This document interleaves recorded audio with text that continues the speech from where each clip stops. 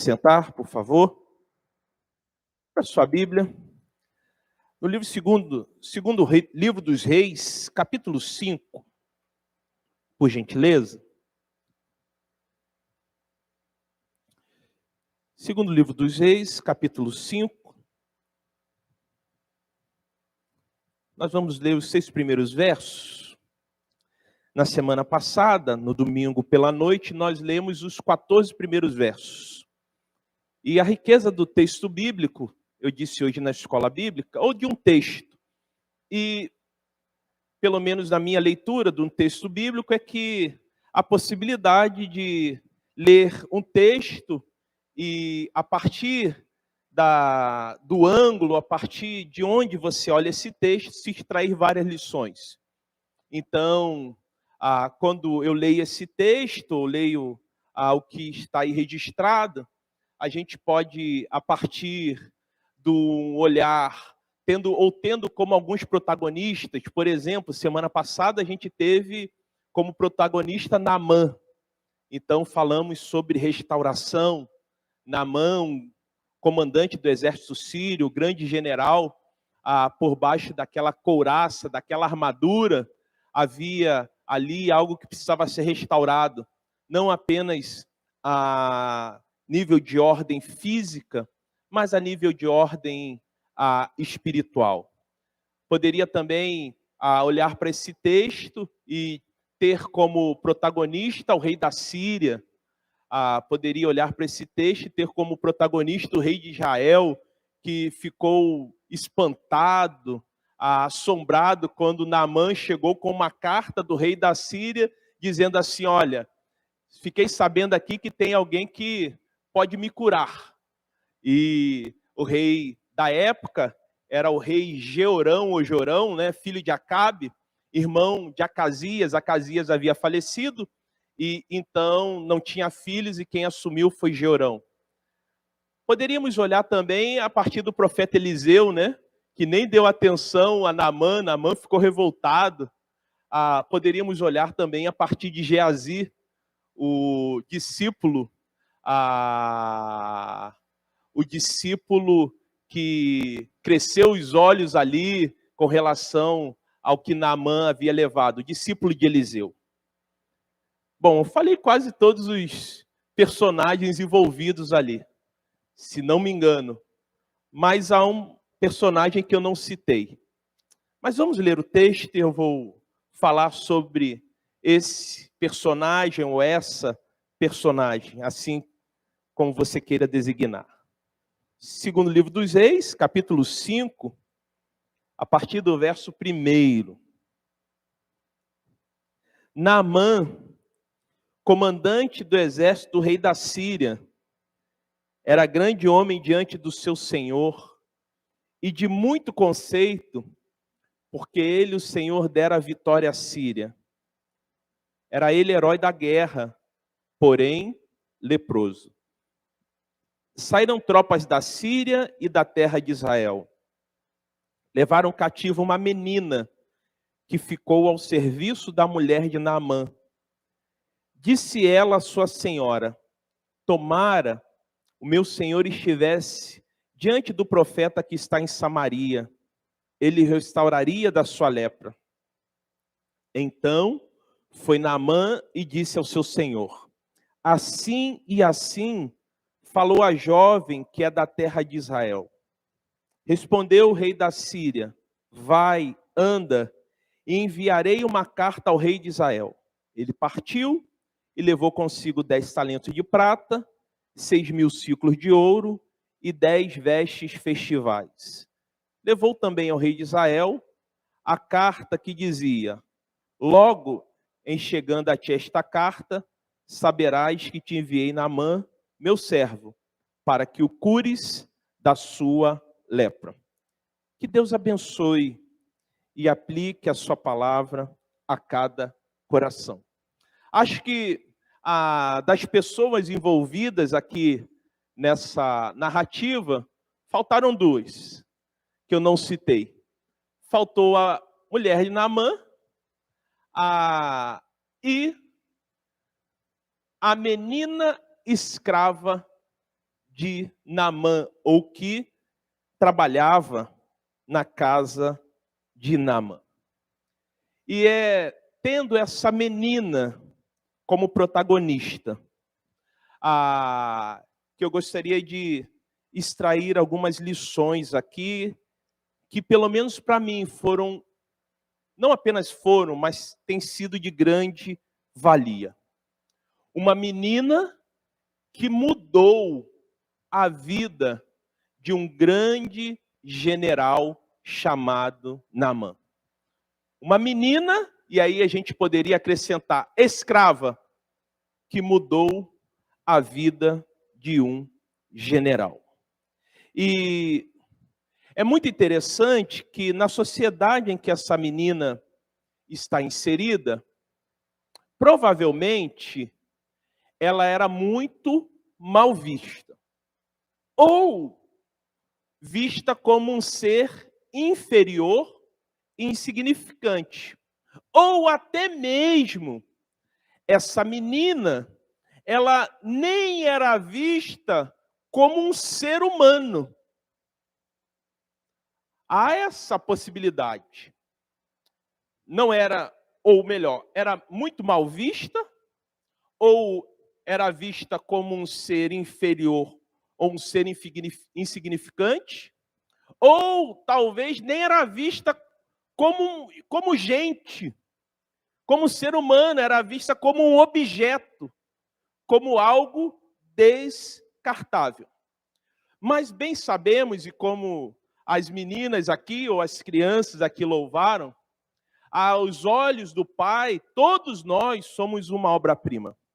É bem verdade que, por causa do pecado, nós, seres humanos que somos a imagem e semelhança de Deus, fomos deformados.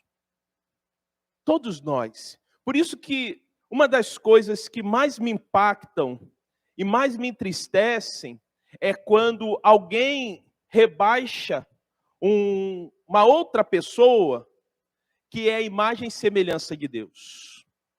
Ou quando eu vejo uma pessoa que, no plano de Deus, no projeto de Deus, era para ser imagem e semelhança dele, por causa do pecado, essa pessoa está sendo deformada. Mas aí a importância de Cristo. Porque se pelo pecado nós que somos a imagem e semelhança de Deus somos deformados, em Cristo nós somos restaurados. Esse é o poder de Cristo. Então, se o pecado traz deformação, Cristo traz restauração. Mas aí, queridos, olhando aqui, e então entendendo que todos temos o mesmo valor, por isso que, deixa eu abrir aqui um parênteses e fechar, não rebaixe ninguém, não veja ninguém como um ser insignificante, e não permita que ninguém lhe coloque nesse lugar também, porque todos nós somos de grande valor e devemos assim tratar o outro. Fecha parênteses. E aí então, olhando para essa menina, nós não sabemos o seu nome, nós não sabemos qual a sua origem familiar. E olha que eu pesquisei vários comentários, porque alguns comentaristas, apesar de, às vezes, eles não poderem afirmar algo, né? É uma das bases hermenêuticas, nunca se diga nada que a Bíblia não diz, mas aponta possibilidades. Essa menina talvez tenha possibilidade de ser filha de fulano, de ciclano, mas nenhum dos comentários que eu pesquisei não apontava para nada. Nós não sabemos o seu nome, nem a origem familiar. Ela aparece aqui em poucos versos aqui das Escrituras Sagradas. Nós sabemos que ela é do povo de Israel, era do reino de Israel, ou do reino do norte. Sabemos muito pouco. Mas apesar de saber muito pouco sobre ela, pelo menos para mim, ela tem muito a me ensinar. Muito a me ensinar. Mas você pode estar se perguntando, o que essa menina tem de tão valioso e tão grandioso para nos ensinar? Uma menina escrava numa terra estrangeira. Quais as contribuições que essa menina pode dar para a minha vida hoje, no século 21? Uma boa pergunta, né? Ou o que ela fez que mudou a vida desse grande, famoso general ou comandante do exército sírio chamado Naamã? Pois bem, eu encontrei aqui algumas lições e vou compartilhar com você. Uma menina que mudou a vida do grande comandante do exército sírio, Naamã. A primeira coisa que eu vejo aqui, que eu aprendo com essa menina sem nome, que não se sabe a origem familiar, é que ela não contaminou o seu coração, mesmo sendo vítima da crueldade dos homens. Primeira coisa que eu aprendo com ela. Não permita que o seu coração, e quando eu li esse texto, isso falou comigo. Sérgio, não permita que o seu coração seja contaminado, mesmo quando você venha a sofrer com a crueldade dos homens. Mesmo que você seja vítima da crueldade dos homens. Quer ver? Veja o verso 2 lá novamente. Olha só o que diz o texto. Segundo livro dos Reis, capítulo 5, verso 2. Só para lembrar. Olha o que diz o texto. Saíram tropas da Síria e da terra de Israel. Levaram cativa uma menina que ficou a serviço da mulher de Naamã. Ou seja, saíram tropas da Síria. Quem era o comandante das tropas da Síria? Naamã. Foram à terra dessa menina. E vocês acham que eles chegaram lá tranquilos, calmos, e falaram assim, mesmo que se o fizesse, imagine aí as mães aí, que tem as suas filhas, alguém chega assim, vim aqui pegar suas meninas, tá? E vou embora. Vocês deixariam? Simone falou, jamais. Simone logo, né? Simone Martins ali, jamais. Mas isso já é algo que a gente já fica nervoso ou nervosa de imaginar. Mas eles não chegaram assim. E eles não fizeram dessa forma. Eles chegaram e, com certeza, houve ali morte dos homens, porque os homens daquela terra foram defender a sua família. E dentre algumas famílias ali que foram dizimadas, estavam a família dessa menina. Porque as tropas da Síria levaram cativa uma menina. Mas é muito interessante. É muito interessante que, mesmo passando por tudo isso, aquela menina não contaminou o seu coração com ódio e sentimento de vingança. Porque, como se não bastasse, por questões que vão além da minha compreensão, ela foi parar na casa do homem que comandava aquelas tropas. Aí, talvez, com o nosso olhar vingador e justiceiro, fala assim, agora é a hora. E aí, Naamã, então, leproso, é Deus, então, agindo. Esse homem mau agora está pagando. Mas aí ela vê aquele homem que provavelmente ou matou, ou comandou as tropas que mataram alguns do povo dela e até da família dela, vê aquele homem leproso, ela está sabendo, ela habita aquela casa ali, ela é uma serviçal daquela casa ali. Ali ela não está convidada, ali ela está forçada. Ela fala assim, tem alguém que pode ajudar. Tem alguém que pode ajudar. Sabe, queridos, isso me leva a entender que o coração daquela menina não se deixou contaminar pelo ódio e pelo sentimento de vingança. Pela fala dela e, é claro, pela ação. Quer ver uma das formas de a gente fazer assim, a prova dos 9, se o nosso coração anda ali puro, o teste, né? Não apenas esse, não se limita a esse, o teste para ver se seu coração está puro, ou se tá ali, não está sendo dominado por sentimentos nocivos a nós mesmos. Me vem à mente o que Jesus dirigiu a algumas pessoas, se dirigiu a algumas pessoas. Veja lá, Mateus capítulo 12, por favor. Quando Jesus vai repreender os fariseus.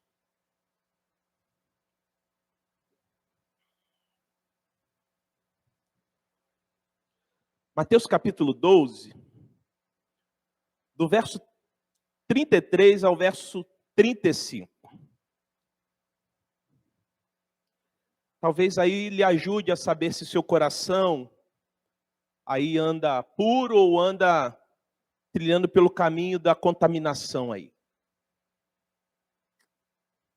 Diz assim, olha, Mateus capítulo 12, verso 33, 34 e 35. Uma árvore é identificada por seus frutos. Se a árvore é boa, os frutos serão o quê? Serão bons. Se a árvore é ruim, os frutos serão ruins. Raça de víboras, Jesus está falando dos fariseus, né? Com os fariseus, melhor dizendo. Como poderiam homens maus, como vocês, dizer o que é bom e correto? Então Jesus está dizendo, não há possibilidade de vocês que são maus dizer o que é bom e correto. Como é possível isso? Aí, olha só o que ele vai dizer no finalzinho do verso 34. Pois a boca fala do que o coração está cheio. A boca entrega. O falar entrega. A fala reproduz, verbaliza o que está aqui, o que o coração está cheio. Aí o verso 35. A pessoa boa tira as coisas boas do tesouro de um coração bom. E a pessoa má tira coisas más do tesouro de um coração mau. Por isso que eu entendo que aquela menina, ela não contaminou o seu coração, mesmo sendo vítima da crueldade dos homens. E eu entendo que é possível identificar a pureza do coração de uma pessoa através de sua fala e através de suas ações. Porque é isso que Jesus também me apresenta. A boca fala do que o coração está cheio. É possível tirar frutos bons, ou melhor, frutos bons, eles vêm de uma árvore boa. É o que o texto diz. Se a árvore é boa, os frutos serão bons. Apesar de ser escrava, estar numa terra estrangeira, aquela menina não contaminou o seu coração. Eu gostaria de compartilhar com você, ou lhe sugerir, porque isso já chegou a mim, né?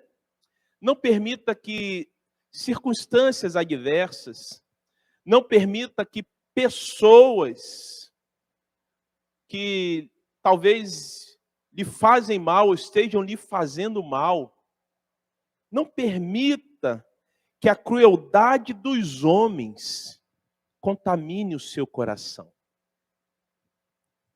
Essa é a primeira lição que eu tiro aqui. Mas há uma outra lição ainda importante, pelo menos tem sido para mim. Aquela menina, ela tinha um coração cheio de compaixão. Ela sentiu a dor do outro. Compaixão é isso. É sentir a dor do outro e fazer um movimento de tentar amenizar, de se movimentar para poder sanar aquela dor. E assim ela fez. Quando a gente vê lá no verso 3, ela vai falar para sua senhora que provavelmente ela não tinha acesso a Naamã. Ela vai falar, olha, tomara o meu senhor tivesse ido lá na minha terra, porque lá há um profeta que pode curá-lo.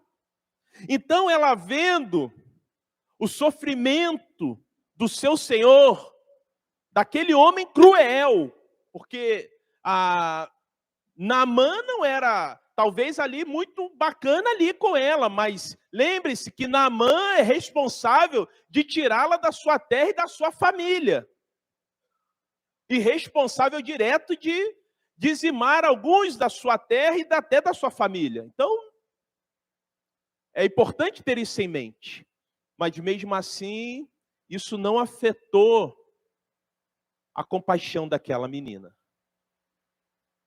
Olha, se ele for lá na minha terra, tem um profeta. E ela é muito convicta, ela vai dizer, e ele o restaurará. Há um profeta lá e ele o restaurará. Compaixão. Aquela menina não desejou a morte de Naamã, que seria até um caminho que, talvez na minha leitura, eu até assinaria embaixo. Mas ela desejou a cura dele. Ela não desejou vê-lo morto, mas ela desejou vê-lo vivo. E Naamã, a duras penas, entendeu que não é possível comprar o favor de Deus, né? Porque ele não apenas saiu com a carta do rei da Síria, ele saiu lá com prata, com ouro, com as suas vestes, e chegou lá em Israel, ficou revoltado porque Eliseu nem recebeu, me mandou ainda ele se banhar no Jordão, e ele falou, como é que pode? E Abana e Farfar, que são os rios que lá na Síria, lá em Damasco, são melhores que o Jordão, ele me manda mergulhar nesse rio fedorento aí. Eu pensei que ele ia vir, ia colocar as mãos sobre mim. As duras penas, Naamã entendeu que não é possível comprar o favor de Deus. Por que eu digo isso? Porque aquela menina também não barganhou aquela informação privilegiada. Porque ela poderia dizer assim, eu tenho uma informação aí e eu sei quem pode ajudá-lo. Mas eu só falo se eu voltar para Israel. Ou eu só falo se acabar essa minha condição de escrava. Ou eu só falo se eu for para lá. E aí, depois que ele for curado, eu fico. Ela não fez isso. Ela não barganhou a informação que mudou a vida de Naamã. Ela simplesmente disse, olha, eu sei quem pode ajudá-lo. E se ele estivesse diante do profeta, ele o restauraria. Sabe o que ela fez? Ela ajudou. É assim que a gente deve tratar as pessoas. Independente se elas merecem ou não, isso não cabe a gente. A gente trilha às vezes pelo caminho, esse aqui merece, esse aqui não merece. Não, não é isso que a Bíblia nos ensina. Quer ver? Vejamos lá Romanos, capítulo 12. Veja o que Paulo diz sobre os que nos tratam mal, ou os que nos fazem mal. Veja lá, como devemos tratar aqueles que nos fazem mal. Eu acho que essa instrução aqui é claríssima. Poderia citar vários textos do Evangelho, né? Mas acho que essa daqui já nos basta. Romanos 12, a partir do verso 19.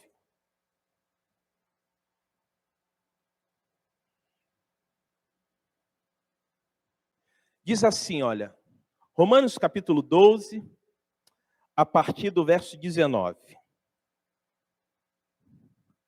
Não vos vingueis a vós mesmos, amados, mas dai lugar à ira, porque está escrito, minha é a vingança, eu recompensarei, diz o Senhor. Agora veja o verso 20. Portanto, se teu inimigo tiver fome, deixa ele com fome, não é isso? Dá-lhe de comer. Se tiver sede, deixa ele com fome, dá-lhe de beber. Porque fazendo isto, amontoarás brasa de fogo sobre a sua cabeça. Agora veja o verso 21. Não te deixe vencer do mal, mas vence o mal com o bem. Aquela menina venceu o mal com o bem. Aquela menina não ficou indiferente à dor de Naamã. E, consequentemente, à dor da família de Naamã. Porque vocês bem sabem que não apenas há um tipo de doença como a lepra, né? Ou a hanseníase naquela época, ia matando as pessoas aos poucos. E então não apenas afetava a pessoa, mas afeta a família. E ela não ficou indiferente àquela situação. E como, queridos irmãos, é importante nós reforçarmos isso aqui. Como o mundo está carente de gente com coração cheio de compaixão. Nesse mundo marcado pela desgraça, onde as pessoas, por tão pouco, querem literalmente a destruição do outro. Nós, porque eu digo nós que somos lavados e remidos no sangue do Cordeiro, nós que somos representantes de Cristo nessa terra, nós precisamos urgentemente manifestar a compaixão de Cristo, a misericórdia de Cristo, a graça de Cristo. Somos nós. Se nós não fizermos isso, quem há de fazer? E aí, aquela menina com o coração cheio de compaixão, tomara o meu Senhor estivesse diante do profeta, ele restauraria. Mas, último lugar, e essa última lição, melhor dizendo, fica claro, né? Aquela menina foi um instrumento de cura na vida de Naamã. Aquela menina honrou o nome de Deus e testemunhou, mesmo estando numa terra estrangeira. E testemunhou, mesmo sendo escrava. Ela anunciou as grandes obras que Deus havia feito através do profeta Eliseu. E Naamã não apenas experimentou da cura física. Veja lá o verso 14, nós não lemos, mas eu vou ler uma parte, porque depois eu quero ler um outro verso do capítulo 5 do livro de 2 Reis. Segundo livro dos Reis, capítulo 5, verso 14. Veja lá o que aconteceu. Diz assim: e a sua carne se tornou como a carne de uma criança e ficou limpa. Eu não vou me alongar aqui, porque nós falamos disso semana passada. Então, se quiser saber mais detalhes, acesse o culto da semana passada. Aquela menina foi um instrumento das mãos de Deus para trazer cura física para Naamã. Naamã saiu dali restaurado fisicamente. A sua saúde foi restaurada, saiu dali pleno. Mas também, veja o verso 17 que aconteceu. Isso nós não falamos e não lemos esse texto.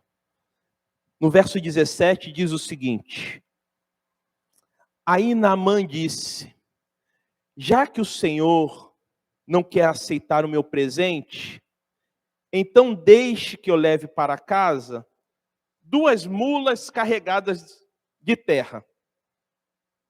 Pois de agora em diante, preste atenção nessa parte, pois de agora em diante, eu não vou oferecer sacrifícios e ofertas que são completamente queimadas a nenhum Deus, a não ser a Deus, o Senhor. Ou seja,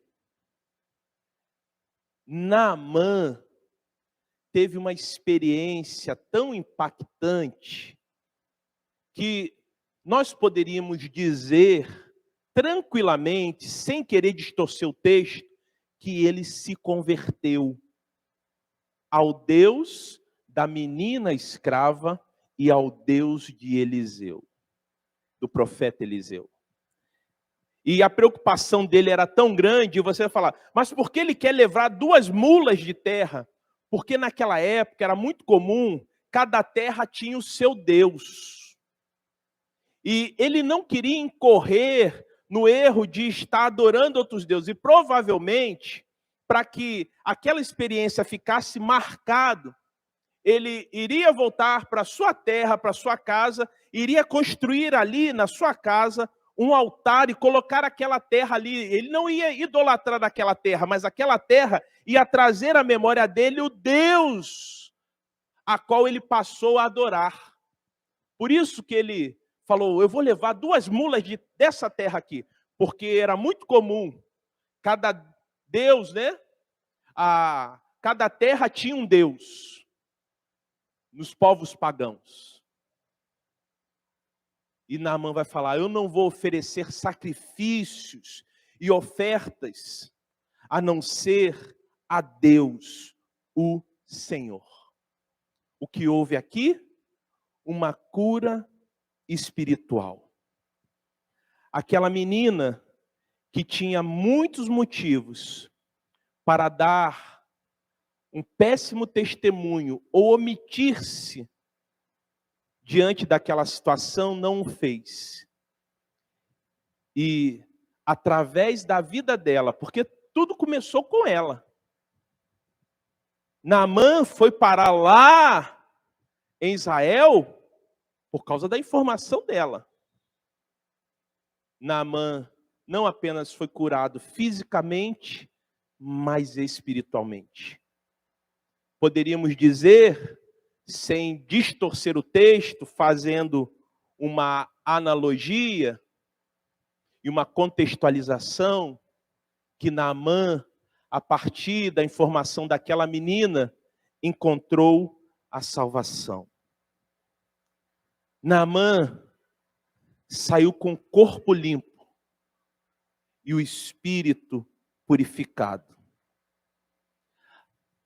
Aquela menina, irmãos, apesar de estar aqui registrado que era uma menina escrava, que era serva de Naamã, mas o que me leva a crer é que antes de ser serva, de ser escrava de Naamã, ela era serva do Deus Altíssimo. Porque só os servos e servas de Deus, homens e mulheres, ou meninos e meninas, ou jovens, têm atitudes como a dessa menina. Ela era uma serva de Deus.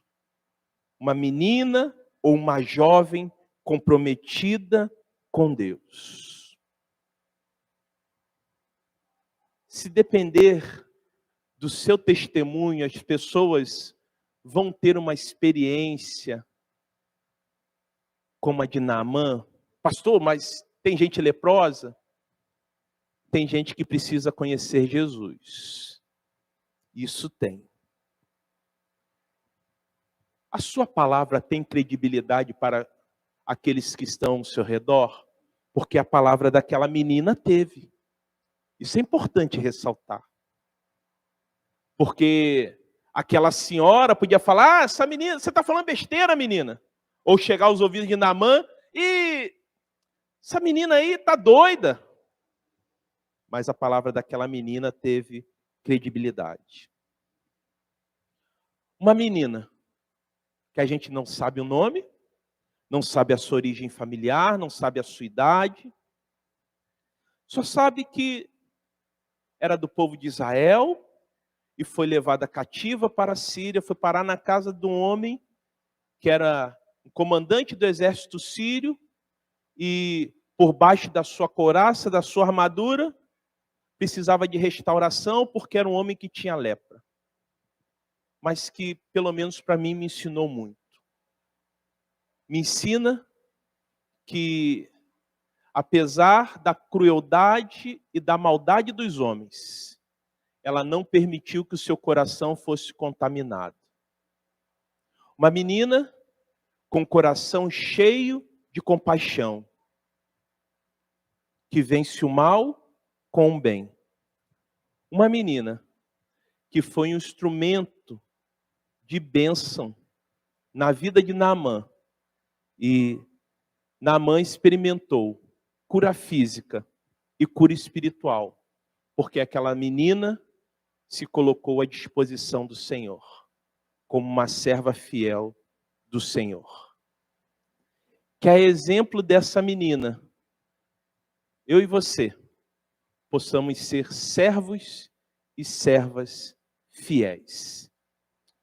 Que a exemplo dessa menina, nós também sejamos instrumentos nas mãos de Deus para contribuir para que outras vidas sejam mudadas, sejam transformadas, sejam curadas, sejam libertas e sejam salvas.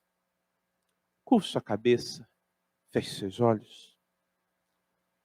Pai, graças te damos pela tua palavra, que é sempre viva e eficaz. Muito obrigado por lições preciosas, pelo menos para mim, e o meu desejo, a minha oração, que tenham sido lições preciosas para meus irmãos também, que aqui estão. Que possamos nos colocar à tua disposição para podermos ser instrumentos em tuas mãos para abençoar vidas. Se porventura, Pai, há no coração dos meus queridos algo que esteja contaminando o coração deles, porque às vezes somos vítima da crueldade dos homens e isso pode contaminar o nosso coração, mas que o Senhor possa estar nos ajudando a tirar todo o ódio, todo o sentimento de vingança que porventura haja. Senhor, nos ajude a termos um coração cheio de compaixão. Nós somos chamados não para anunciar a desgraça, mas para anunciar a graça. Nós somos chamados para manifestar o teu perdão, para manifestar a tua compaixão, para buscar vencer o mal com o bem. Nos ajude, Pai, nem sempre é fácil, nem sempre temos êxito, mas, Senhor, que possamos, a cada dia mais, ser usados por Ti, assim como aquela menina foi. É o que eu lhe peço. E que a graça do nosso Senhor e Salvador Jesus o Cristo, o amor de Deus o nosso Pai, e as doces consolações do Santo Espírito de Deus esteja com cada cristão espalhado por esse mundo. E os irmãos que aqui estão dizem amém e amém. Vou chamar